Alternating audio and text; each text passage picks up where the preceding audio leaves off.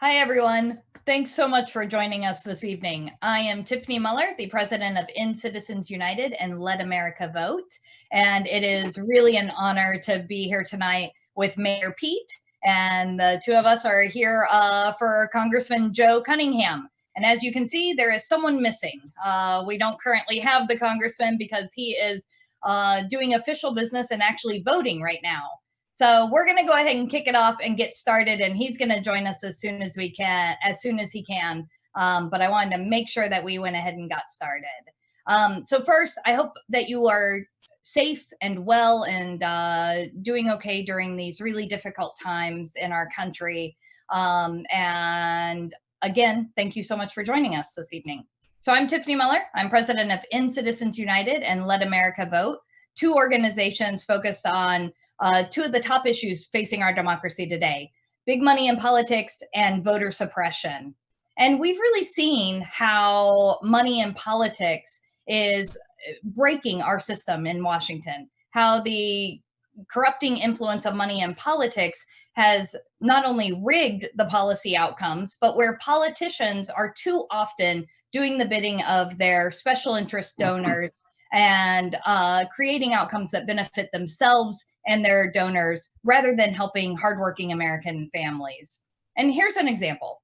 In 2017, what we saw was that the Republicans pushed a corporate tax giveaway of $1.9 trillion, where 83% of the benefits went to the biggest corporations and the top 1%. And really it was shouldered by the hardworking middle class.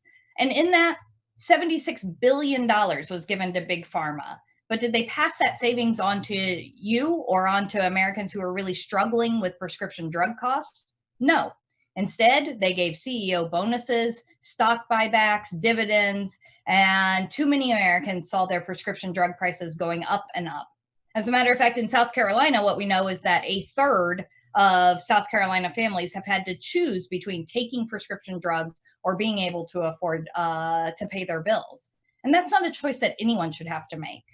And this all goes back to about 10 years ago. The Supreme Court made what we think is really a disastrous decision in Citizens United. And it took these two really terrible ideas and it merged them together. And it said money is speech and corporations are people. And it put a for sale sign on our democracy. And since that time, what we've seen is that the cost of federal elections has skyrocketed by over 900%. $4.5 billion has been spent in the last 10 years alone from outside special interest groups, oftentimes by groups with really innocuous sounding names. Americans for the Betterment of American Puppies or something, where we have no idea where this money is actually coming from. And it even is a national security threat because it allows foreign money to get into our system as well.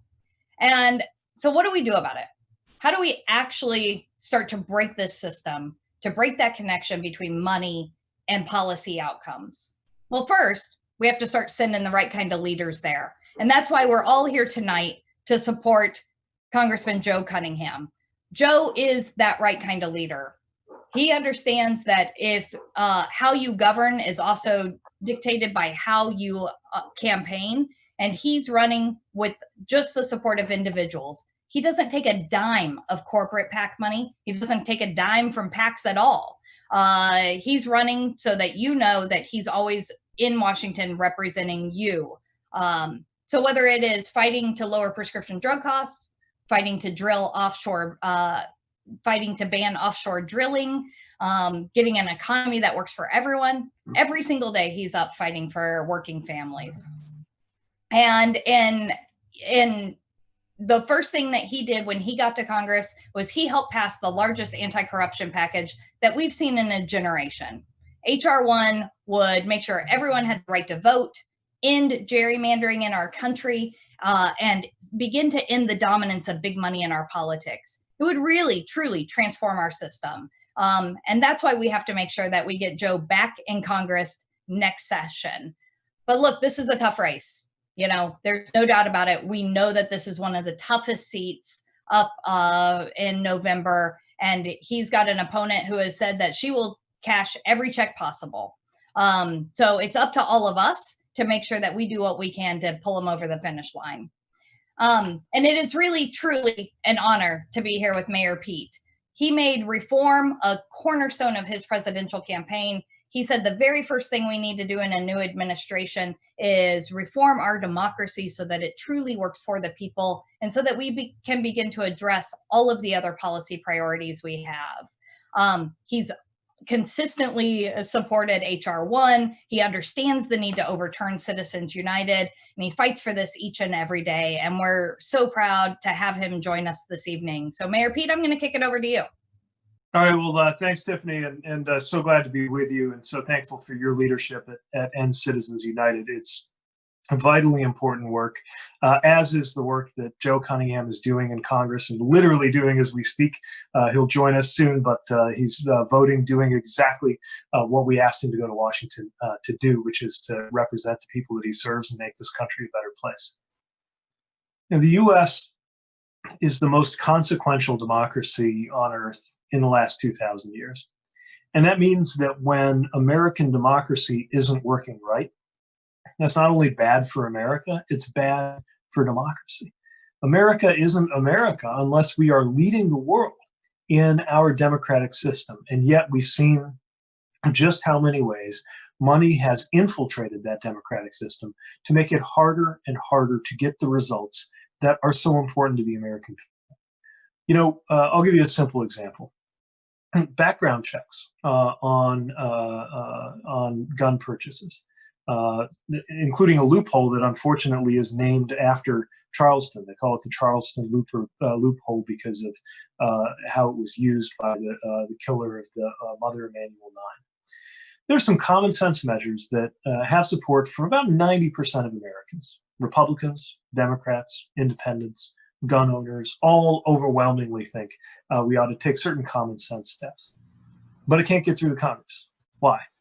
Because even when the overwhelming majority of Americans believe something should happen, Washington can't do it when the members of Congress and Senate and other key positions across our local, federal, and state systems of government are affected by corporate interests being able to have their way under the doctrine of Citizens United, which is both that corporations are the same thing as you and me, and that when they spend money to influence an election, that's the same thing constitutionally as you or me expressing what we believe in an op-ed, in a letter to the editor, or walking down the street holding a sign as so-called political speech.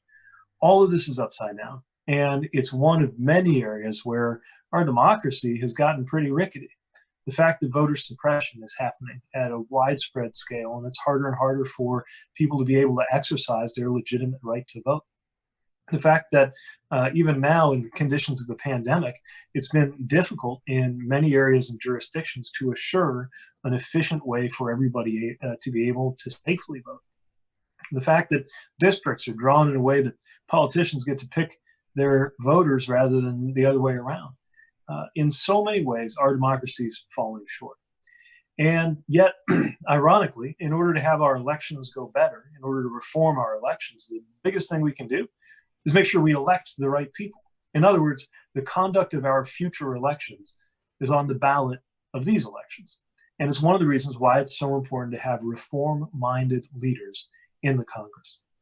You know, to be honest, when I was going around saying that the number one issue that we've got to tackle in order to deal with all the other issues we care about is democracy reform, a lot of folks gave me the advice to maybe move that down the list because it's just not quite as sizzling. It's not quite as sexy, except that everybody deep down in America believes we ought to do it.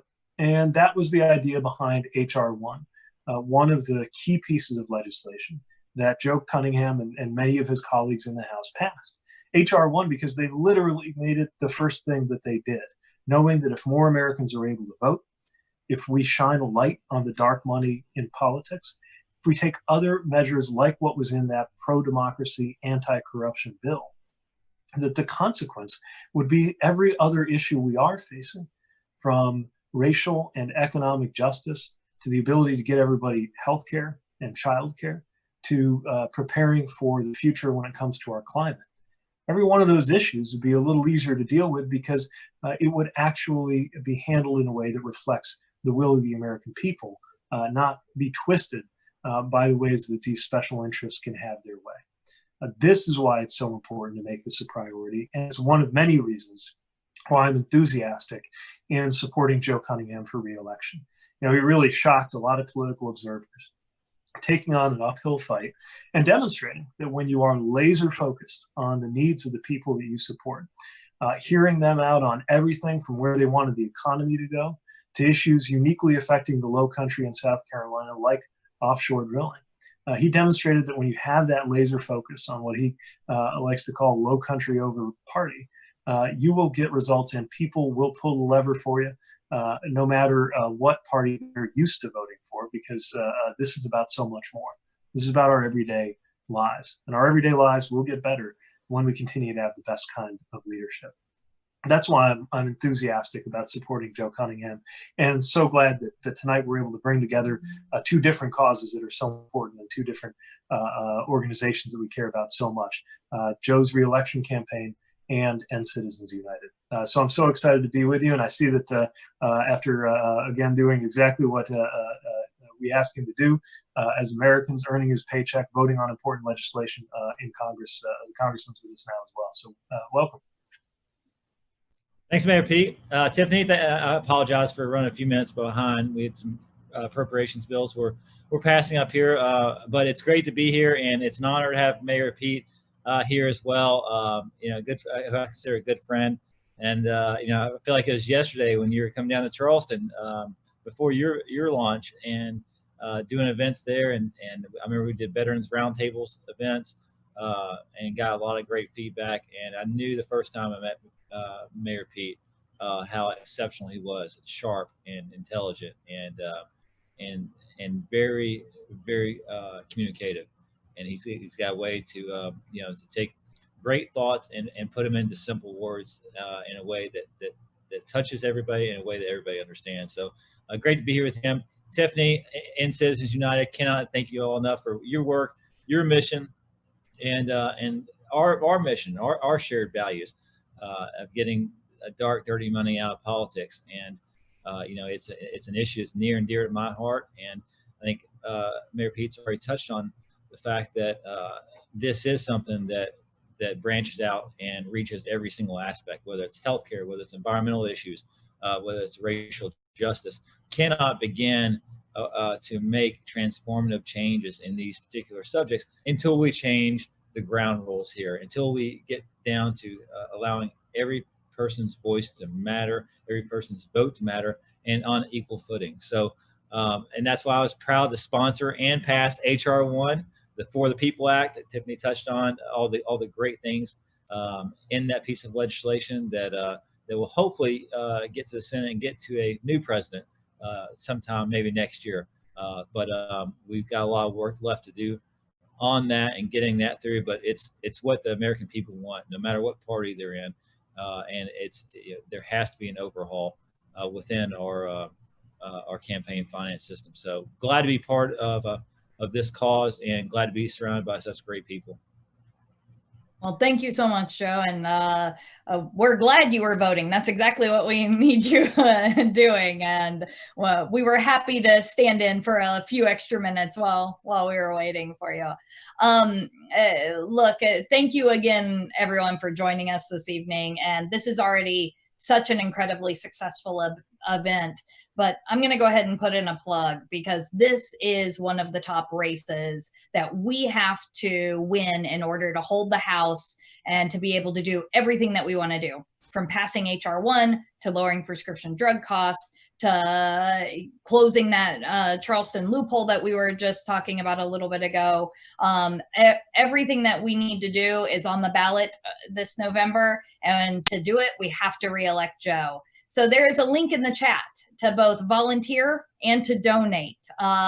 Look, it is hard to campaign during pandemic times, and reaching out to voters takes a lot of volunteer effort. So if you can volunteer and give some of your own time, please do. I know the campaign would love to have you join them. But look, it also takes resources. And as we talked about, there's a big difference between Joe, who is running with only money from individuals like you, and his opponent, who has happily said that she'll cash any check that comes her way. Well, we know what happens when folks cash any check that comes their way. They're then in the pockets of those big special interests. But that is not, that's not what Joe is about. He's about working for low country families. And this event has already been incredibly successful.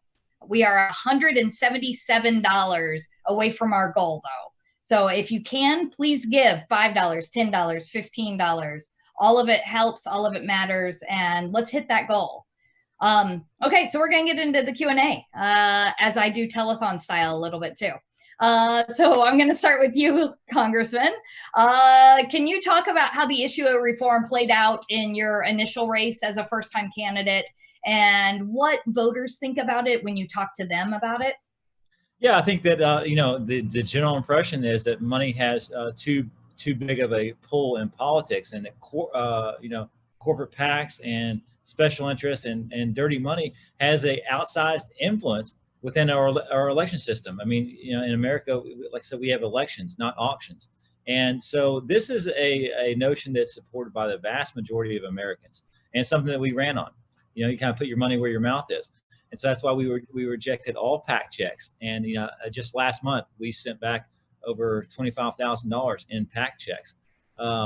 You know, because I think that it's important that you represent the people, and you represent your constituents, and that every single dollar has a name and a face attached to it. I think that transparency is key. It's what people want. And it's tried and true, and it's tested. You know, we ran on that last time, and we're successful. We're going to run it on again. Now, you know, the fact of the matter is, it does kind of put the onus more on individuals to step up. If this is a system we want to create to get, you know, dirty money, dark money out of politics, and truly have real representation, it does put the onus on individuals, and people have to step up. And the fact is, we are in one of the top 3 most competitive races in the entire country. And but the reality is, we're not just fighting for South Carolina's 1st congressional district. You know, we are fighting for the future of our country. And, you know, I think about my son, who's 2 years old, Boone, who's at home right now, wanting a better life for him. And this is about our politics in general, because, you know, as a Democrat, you know, the Democratic Party cannot continue to shrink into certain states and certain cities. We have to take this discussion, this fight, and these values, and spread them throughout the country. And, you know, as a Democrat in South Carolina, these issues that we ran on environmental conservation, on campaign finance reform, they do cross partisan lines. And, you know, we are bringing that message into areas that have been unreachable. In fact, I'm the first Democrat in 40 years to represent this district. It's a gerrymandered district, and a lot of people just wrote it off. So, you know, we do need to plant a flag where there was not one. You know, and we carved out a little piece of blue area here in Charleston. We had a toehold in 2018, and we're looking to make it a foothold in 2020. And that's the only way that we can actually get our values turned into legislation and signed into law, and make transformative change in this country. So I'm just honored to be a part of it, and I'm honored to be here with everyone here tonight too. Well, I have two follow-ups to that. One is, it is quite a group of Democrats on this panel. I'm a Democrat from Kansas. We have a Democrat from Indiana, and a Democrat from South Carolina. This is not your normal panel of Democrats, right? Like, we understand what's happening in hard to win places. And what we see is exactly what you were just saying, Joe, which is that the issues about corruption and getting a government that works for the people again, instead of just the special interest, where it's not the size of your bank account that gets to determine what the size of your voice in our democracy is. That's something that crosses all party lines, right? Even 75% of Republicans want to overturn Citizens United and want less money in politics. And the other thing I would say is, how often do you hear a politician say, I sent back $25,000 last month, right? This is why it's so important that we re-elect Joe, because he is really putting his money where his mouth is and leading in a different way. Mayor Pete, did you want to weigh in on that? Yeah, well, first of all, I love your mention of what it means to be a red state Democrat. And look, the reality is people from our party can win anywhere, but there's got to be a level playing field. You know, sometimes I think about the efforts that the other party has turned to in order to distort our democracy, when reform shouldn't be a partisan issue. And as you said, among voters, it's not. this is a majority issue among Republican voters. Lately, not so much among Republican elected officials, but certainly among Republican voters, because any American can see that this system is not serving most of us well. And I saw that time and time again when I was out on the campaign trail, campaigning for the presidency. And one of the areas where there was the most agreement and the most natural understanding, whether I was in a rural area or in a city in a deep red or deep blue or a very mixed swing area, everybody gets that we have got to get money out of politics, that we've got to add transparency, that we've got to reform elections and make them more competitive and more accessible for voters. These are issues that the American people think are long overdue. And so it makes a ton of sense for us to put more emphasis on them. And I love that Joe is really leading by example in his conduct of his own campaign. But that does mean we got to step in and be part of it. And so I love you letting us know how close we are to that goal. If just a few people even kick in right now as we speak, maybe somebody from the team can throw a link in the chat to make it really easy here on Zoom. But this is exactly what it looks like for a people-powered campaign to be able to get the resources it needs. And I'm already going to give a shout out. Leslie B, thank you for the donation. That link is in the chat. Please go on and join and give. We're gonna hit that goal that we set for ourselves. And Mayor Pete, I was gonna ask you to talk a little bit about how the issue of reform played out during the presidential primary. I think it ended up being a bigger part of the conversation than some people thought it was going to be, and just kind of wondered if you would give us your thoughts on it. Yeah, it was one of those issues that the reporters didn't talk about every day, and it wasn't going to come up on its own. But when we brought it up, people always responded, and I thought it was important because it's the issue of how we deal with all of our issues. Any other thing that we care about that's maybe getting a little more attention, that's more of a sizzling story, ultimately comes down to who we put in these positions of trust. And it's going to be very hard for Americans to trust the decisions made by our leadership if we continue to see that those decisions are warped by all of the ways that money and influence can distort our politics. That's why I thought it was so important to talk about these structural issues alongside all of the other specific concerns that we have as Americans. And again, I didn't go to a corner of the country, conservative, liberal, or in between, where this didn't resonate with Americans, because a lot of Americans are wondering why we haven't done this already. Yeah, absolutely. And right now we know that 76% of Americans think government's just working for a few big interests. And sadly, they've been pretty right. Joe, you ran on this issue as a challenger. And then you've now been in Congress for about a year and a half. How was it when you came to Congress? Was the issue as bad as you thought? Was it worse than you thought? I'm going to put you on the hot seat a little bit. Yeah, no, I'm just thinking, like, I came to Congress, the government was shut down. So that's a nice housewarming present that we were left with when we came up here and was sworn in. So I think about it, like that's what we walked into. But you think how big of an influence that dark money has in politics. But then you get up here and you realize that it is much more than you ever thought. And you see how it shapes policy. You see how it, and oftentimes it's contrary to the people that are supposed to be represented. So it does have a very outsized voice, and like I said, it helps shape policy and it controls votes. And again, like, before our democracy can work efficiently, and before we can get to the point of making progress on some of these issues that are important to us, whether it be racial justice or environmental or healthcare, we do have to change the rules here. And the Citizens United case was a huge step in the wrong direction, and overturning that, if when the Supreme Court failed us on that decision, I think it's incumbent upon us to step in and shape laws that make it very clear that these groups of dark money should hold no place within the halls of Congress. Yeah, I think we've seen too the the people coming together to try to change the system, right? In Citizens United is a good example of that. We have 4 million members across the country. We are grassroots powered and grassroots driven. Our average donation is just $14. But it really is about people coming together to be able to take on those big special interests in the folks like the Koch brothers or Sheldon Adelson, who are controlling so much of our politics right now. And that's what gets me up every day and gives me so much hope, is that sure, they might have some of these big donors with these unlimited checkbooks, but we know that the people are with us. And overturning a Supreme Court decision is hard, right? Like, we either have to, and no matter what, we have to make sure that we have the right leaders in Congress in order to get there, whether it's through getting a better court that overturns that decision, or whether it's through passing a constitutional amendment. But there are things that we can do today to start to make that system better. And that's what you did with HR 1, right? You said every single dime that's spent in an election is going to be fully disclosed and transparent. We're going to make sure we keep foreign government money and foreign money out of our system.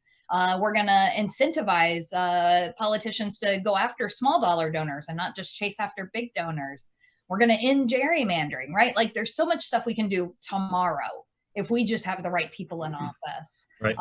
And that makes me very excited. And yeah, we're going to keep fighting to overturn Citizens United too. And I have hope about that too, but we can do so much today. So Mayor Pete, did you want to weigh in on that as well? Well, I think, what HR 1 showed us is that these are very actionable things. Like you said, some of this could be the work of a generation, which, by the way, is all the more reason to get to work on it yesterday when it comes to perhaps even constitutional reform. But we don't have to wait to move a constitutional amendment through the ratification process through years to take steps like what's in HR 1, that if the Senate took it up tomorrow and passed it and the president signed it that same day, we would be able to really have these basic changes. We're talking about making sure that people can see where the money coming into those operations comes from. We're talking about making sure that it's easier for Americans to vote, especially Americans who have multiple jobs, which is a lot of Americans. And why wouldn't you want more people to be able to vote? Sometimes I wonder if people feel they need to put this much of a thumb on the scale in terms of money in politics and elections in order to win. It's not just a sign that they don't have a lot of trust in voters. It suggests they don't have a lot of trust in themselves, because a good candidate, as Joe has demonstrated, can go into even very competitive territory and convince people that they're the right person to lead. That's how politics is supposed to work. You stand up for your ideas, and if you can persuade enough Americans to come with you, then you carry the day. That's what we learn in civics classes, is how it's all supposed to work. And the beauty of our system is that it could. The sad thing about our system is right now it doesn't. And that's not some physics, some law of political gravity. This is something we could act on right now. And if we get the right people in the right seats, then it can happen as early as next year. Yeah, I think there's often just a sense of, especially from pundits, not from the people, but from pundits, to just throw up their hands. Money in politics has always been a problem. Therefore, it will always be a problem. And yes, our country and our democracy has constantly had to fight against the corrupting influence of money in our politics and where people were getting undue influence and access. But the great thing is that we also have so many examples of us having that fight and actually making it better. And that the people are with us and they want to see this change. The only place this is partisan is on Capitol Hill, right? So we can do this. And with all of you on this call, you are what gives all of us on this panel hope every single day that you're in this fight, that you're getting up, that you're joining us tonight and this evening. So thank you. And it's leaders like Joe who are going to actually help make that change, and voices like yours, Mayor Pete. And we're so honored to have you in this fight. So I know that you recently announced your new organization, Win the Era. Can you tell everyone on the call more about it and what its goals for the cycle are? Yeah, so during the campaign, we always said that this is not just about winning an election, but winning the era for our values. And what I meant by that is the decisions are going to be made in the next few years and even the next few months they aren't just decisions for the moment. They're really going to shape this decade. And I think this decade, the 2020s, in turn will be remembered as the decisive decade for what this century is like. If we get it right, with the level of imagination that's required to come back out of this pandemic with a stronger and better economy and health system, if we get it right in terms of supporting workers and making it possible to truly live the American dream here, if we get it right in terms of restoring U.S. credibility around the world, we will look back on the 2020s and specifically on this year as an incredibly productive turning point in the life of our country. If we get it wrong, America will decline in a way that I think will itself be the story of the century. And again, that is not just bad news for America, that's bad news, in my view, for the entire world. That's what's at stake right now. And it's not only at stake in the presidential election, where I'm putting a huge amount of time and effort to make sure that Joe Biden defeats Donald Trump, but it's all the other offices. We're living through this kind of paradox right now, where on one hand, we're seeing more than ever why these other offices matter so much, whether it's what Joe is doing with his congressional colleagues to try to do things like get funding out to the states for pandemic relief, to the decisions being made by state and local officials, mayors and county officials on the front lines, governors who have been left to really make most of the key decisions about this situation. And so on one hand, we're seeing how important these other offices are. On the other hand, there's never been less attention and less oxygen for them because of everything that's going on. And it's making it hard for any office but the presidency, any election but the presidential election, to get the attention it deserves. So what we're trying to do with Win the Era is make sure that we're there for causes and for candidates that we believe in, and engaging and mobilizing that wonderful community of supporters that we built, over 800,000 donors to Pete for America, but some who've gotten involved now in Win the Era who may have had another horse among the 24 or so of us in that presidential primary, all united around the values that are going to guide this country forward. So I'm really honored to be able to lead that effort. And I take tremendous joy in being able to team up with others that we believe in, like we're doing right now. I don't think I've heard the stakes laid out so well. And thank you for laying them out so well. We always say that this election's the most important of our lifetime. We hear that a lot, almost every election cycle. It is absolutely never been more true than it is right now. And we have to hold the House. We have to flip the Senate. We have to win the White House. We have to do all of those things. And holding the House starts right here in South Carolina with Joe. And we really have this opportunity to reshape our country and to get it back on track. But if we don't take that opportunity, if we miss this opportunity, the consequences are really, really scary. And I know I'm not the only one who shares that fear.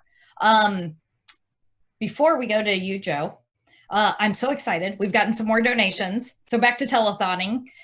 Larry F., Zach K., Ted H., Jean S., and Naomi M. Thank you all for your donation. We are just shy of our goal still, but please, the link is in the chat.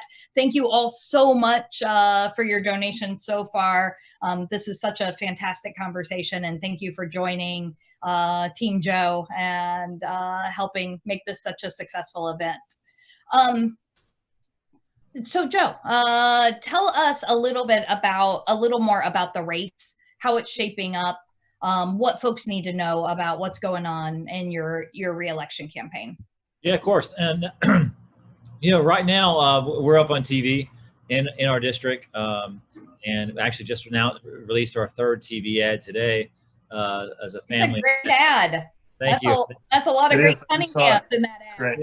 Yeah, probably too many. So I'm the youngest of 5 brothers, and we've got a new ad out with that explains a little bit of growing up in a house full of 5 boys, and it's got my parents in there as well. So a good lighthearted ad, but we're trying to keep that up on TV.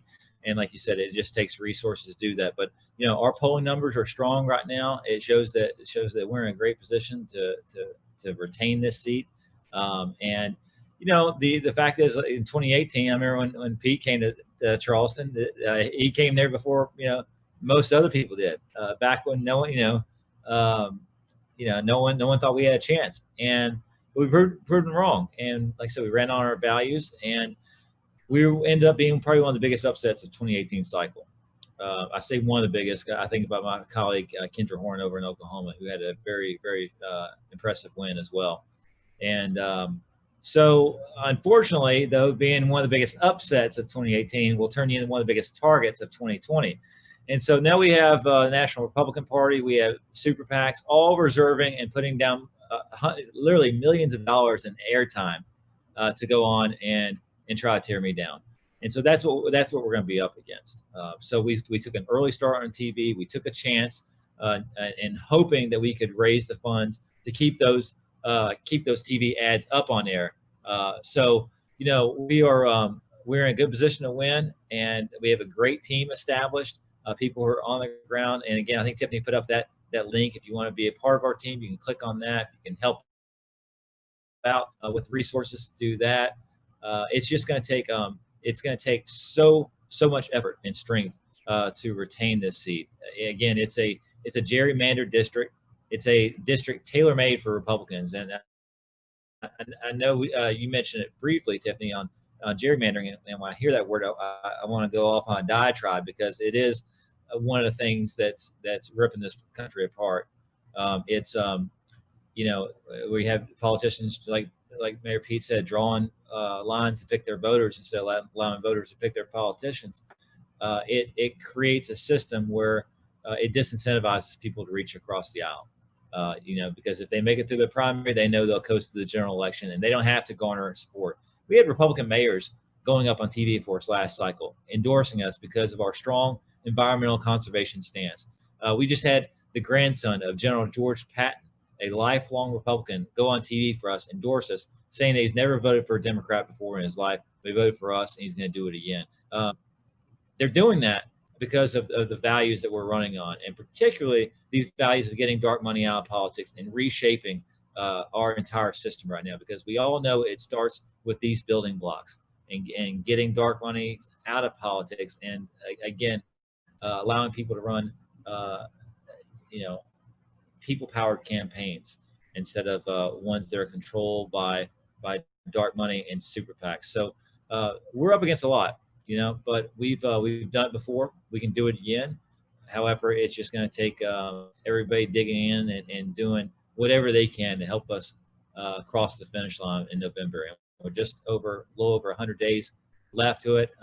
With this pandemic, a lot of our campaign tactics will have to shift. I imagine it's going to shift a lot more energy and focus onto paid communications, whether it be TV, digital, radio. So I think that just underlines and highlights the need for those resources to be able to communicate in that manner, because the door knocking and other things will be restricted this time around in large groups and gatherings and rallies. We have to put the health and safety of people first and foremost. So again, it kind of highlights the need for resources and the more people getting our message out, because it's one that resonates with people.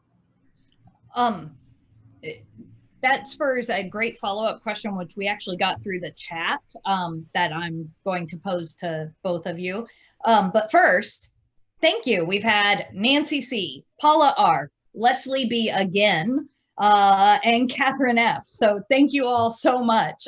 This is a really fantastically successful event. So you were just talking about the need for resources and what that allows you to do and how it allows you to communicate with voters. And the question we got from Hazel was basically, why does money play such a large part in our elections? And does that mean that many voters are swayed by TV ads and outreach and the like? What are we trying to communicate? And is a big part of it just getting your name ID up so that people know who you are as well? So I'll let either one of you kind of take that. I thought it was just a really good question.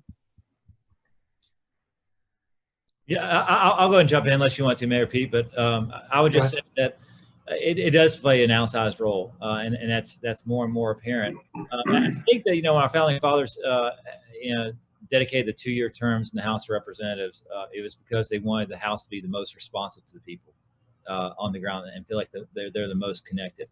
What our founding fathers could not have imagined is the size of the role that money plays in politics, particularly in elections and the never-ending re-election cycles of 2-year terms. And obviously, people are going to be more. I mean, politicians are going to be more drawn to these larger pots of money. That's what I'm seeing up here in D.C. And so they're going to be more drawn to super PACs or to cater to them because they can dump large sums of money into races as opposed to whatever the limit is for individuals. So if you have elected officials that are looking at these two options, they're obviously going to be catering to these super PACs, dark money, and special interest because those large pots of money will come into their race and either tear their opponent down or build them up, and it will ensure their safety in elected office, and in turn they end up serving them instead of the constituents that they're sent to serve. I think that's exactly right. And look, putting together a campaign is not a small thing. You got staff, you got payroll you got to make, you got to get your message out increasingly on digital channels, not just on television. And that's why it plays the role that it does. But the reality is that the expenses of a campaign can be met just by individuals contributing if enough individuals step up. And that's one of the things that is remarkable about the way Joe's running his campaign. And what we've got to do policy-wise is level the playing field so that politicians aren't constantly lured toward the easier way to finance a campaign, which is often dollars that have a lot of strings unofficially attached. Yeah, absolutely. Okay, we're kind of coming toward the end of our time together, so let's do some fun ones. Let's start with a really easy one. Okay, are you ready? What's better, Kansas City barbecue or South Carolina barbecue? Oop. So what I would say is that this is a question that, and Joe as a scientist will appreciate this. It requires a lot of direct observation and experimentation, and I'm committed to personally evaluating lots of samples in order to reach a fully informed view. Yeah. That seems like a very, very wise and neutral position to take. Strangely, Indiana barbecue doesn't have the same reputation. It really does. But you have spent a lot of time in Joe's home state of South Carolina. Where do you guys, where is the best barbecue? Where do both of you recommend that I go to have the second best barbecue in the country in South Carolina instead of my home state? Where was that place we went to with you, Joe? I remember how it looked inside. It had a lot of kind of wood. You could smell the hickory. It was a barbecue joint downtown. I'm trying to remember the name. There are a lot of great spots. I mean, you got Home Team Barbecue, of course. You got Lewis's. You got Swig and Swine. I'm drawing a blank on a few more, but it's about on every single corner. That you get great brisket, great pulled pork, and of course, naturally, some nice cold beer to wash it down, made particularly in the Low Country. But I mean, the variety is just enormous in the Low Country in our area. So that's something we're blessed with. Is good culinary and good breweries. I'm in for any place called Swig and Swine. I'm in. Yeah, that sounds awesome. And I'll tell you, I actually somewhere have an official registry number in my position, my capacity as a judge with the Kansas City Barbecue Society, because I was a so-called celebrity judge for a competition held here at the College Football Hall of Fame in South Bend. And I will tell you, I mean, it was a double blind with a very complicated point system. I didn't understand just how seriously this was taken. I've been to live fire shooting exercises with fewer protocols in play than the KCBS maintains. So I'll be interested in opportunity to renew that capacity sometime too. Well, when we can go, we'll go over to Kansas City together in person, and we'll go hit some of the best places. Sounds good. So we've all, we'll do another fun one. We've all been spending lots of time at home, quarantined, or, you know, social distancing. And I feel like we're all like super busy anyway and not having too much free time. But have you found that you have picked up any new hobbies or read any good new books that you can share with all of us who feel like we're spending way too much time at home? Joe?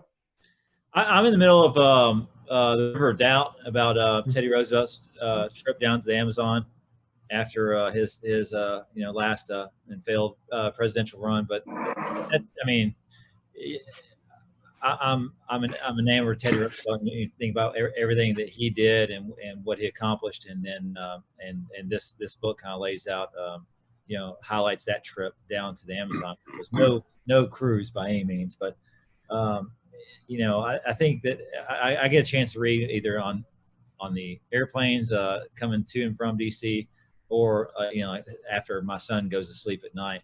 But that's been consuming my time, and any other free time will usually be spent in a pool with him, trying to teach him how to swim, which has been it's been you know, kind of the silver lining of this whole thing, if there is one, because you get I've probably spent more time with my 2-year-old in the last 6 months than I had in the last 2 years, to be perfectly honest. And Mayor Pete understands the challenges of running a race and of serving and being gone from home. And so that's been particularly special for me.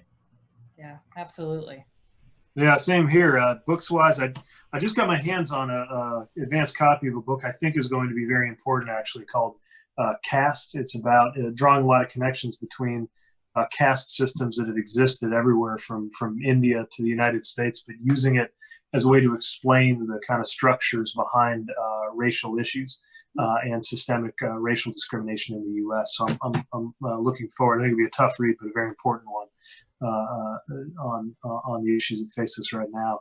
As far as hobbies, I've definitely gotten pretty good at furniture assembly. None of these bookcases were here before I started spending an inordinate amount of time indoors. The house has never been in better shape. Chasten's perfected his cooking skills. I seem to be a step behind on that, but I've perfected my cleaning skills, doing the dishes right after he prepares something amazing. And you know, like Joe said, just the ability to have time at home. You know, I hate for this to be the circumstance, but it does have me counting my blessings, because you know, there were days on the campaign trail we hit 4 states in a day. I got to where I would rejoice just if I had 2 nights in the same hotel room, because that meant I wouldn't pack my toothbrush, and that would kind of feel like I was at home. And to go from that to actually being in your actual home with someone you love and a couple of dogs who I don't know what they're going to do when this whole situation ends. I think they're thinking that this is permanent, and the attention they're getting too. But a reminder of what's really important. And it'll be interesting when we do finally get the chance to come out of this, and we will. Which of our habits we change forever, which of our priorities will never quite be the same. Yeah, I cannot agree more. I have an almost 4-year-old, and this is by far the most amount of time I've ever gotten to spend with her. And every day is filled with like these just super special little moments, right? Where we're on a conference call and she's painting me a picture so that she can hang it up behind me when I'm done. Or the other day she asked me if I would just cuddle with her for a minute when I laid her down for a nap. And how do you say no to that, right? So every single day, just getting to experience that with her. And I took back up crocheting because it's something I can do while I'm on conference calls, and it helps just keep my hands busy. And I'm expecting you to just lift up a sweater that you've been making this whole time. Hold. Look at that. And I have been reading a mix of both just really good nonfiction books. Right now I'm reading one about insider trading scandal on Wall Street and hedge funds, and the FBI search to try to break that. It's really good. And then, light reading, right? What? Yeah, light reading. Totally light reading. And then if I'm not reading that, I'm always reading some like murder mystery or something, right? So fully dark in both regards. So yeah. Well, this has been such an honor, and we have had such a successful event. I want you all to know, you guys chipping in, we hit our goal. We have actually raised over $20,000 for this event, which is just incredible and amazing. So thank you all so much. We are going to get Joe reelected to Congress, and we are going to pass real democracy reform that puts the people's voices first. And as we've said, this is one of the toughest seats. And we all have to pitch in and help do what we can to make sure that we get Joe back in office. But this has been such a fantastic conversation. And so I'm going to turn it over to each of you for closing thoughts. Mayor Pete, I'm going to start with you, and then Joe will do you. Well, I want to thank everybody who's participated in this event, and urge you to stay involved to support Joe and his campaign and the work of End Citizens United even more if you can, and to ask others to be part of it too. It really is such a critical moment in the life of our country, and these are the issues that are really going to shape what it's like to be involved in the public square for the rest of our lives. Now is a historic chance. It's an FDR moment. It's a 1968 moment. It's a lot of other moments all wrapped up into one. And the thing about those moments in history is they afterwards people look back on them and kind of romanticize them. In the moment when you're in them, they're tough. They can even be terrible. We're in one of those moments that's tough and terrible in a lot of ways, but the other side of the coin is that the generations alive right now and in a position to make political change will make our mark on history. We better make it well. And that happens one voice, one decision, one election at a time. And it's why I'm glad to stand with End Citizens United and back Joe Cunningham for Congress, and so glad that you're doing it with me. So thanks, and looking forward to us having a lot to celebrate in November, and then getting down to the real work that's ahead. Thank you so much, Mayor Pete. Joe. Thanks so much, Mayor Pete, for being a part of this. Very exciting. And Tiffany, thank you for your work at End Citizens United and everything, all the causes you champion. And thanks to everyone who's taking a chance to jump on here tonight and ask questions and participate in this conversation. Very meaningful one. And I got to tell you, it's an honor of my lifetime to represent the 1st Congressional District of South Carolina. And, people ask sometimes, like, what is the job what you expected? And I don't think anyone could have expected what we would walk into in this particular session, the 116th Congress. By walking into a shutdown government, to navigating impeachment proceedings, to dealing with all kinds of issues, and ultimately a pandemic. There's been a lot to be frustrated about as Americans right now as we look around. There's been a lot to be upset about. There's been some turbulent waters that we've been plowing through in this country over the last couple of years.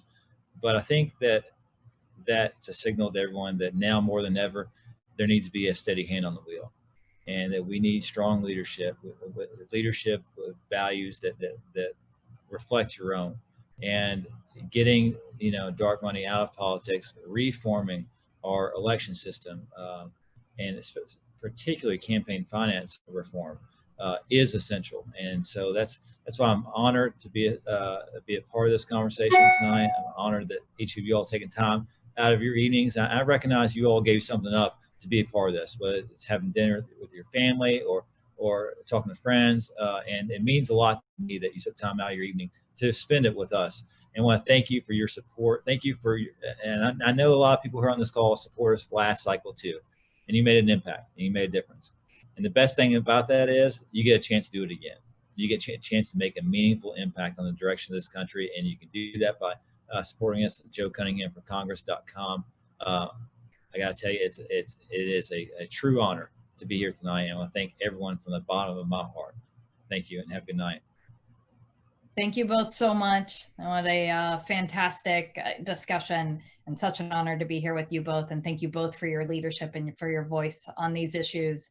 And thank you all for joining us tonight. And please stay safe and stay well. And we look forward to seeing you again soon. Thanks. Yeah.